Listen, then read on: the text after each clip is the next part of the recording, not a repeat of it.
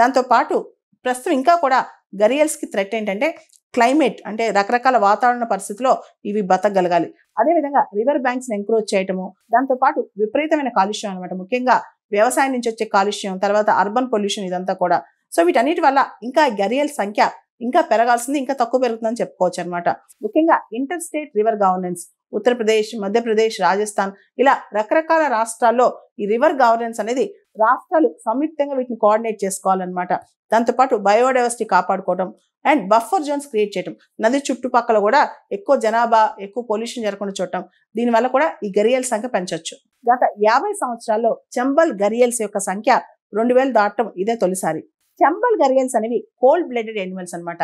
వీటికి అంటే ఈ బేబీస్ వీటిలో పెరగాలన్నా సరే సూర్యరశ్మి తగలాలి. కాబట్టి వీటికి సూర్యరశ్మి అనేది అంతర్గతంగా బాడీ టెంపరేచర్ మెయింటైన్ చేసుకోవడానికి పనికొస్తే, అంతేకాదు సూర్యరశ్మి వల్లనే వీటి ఎగ్స్ లోని బేబీస్ యొక్క సెక్స్ కూడా డిటర్మైన్ అవుద్ది. అంటే ఆడ గరియల, మగ గరియల అనేది ఆ సూర్యరశ్మి తాకిడి వల్ల డిటర్మైన్ అవుద్దంట.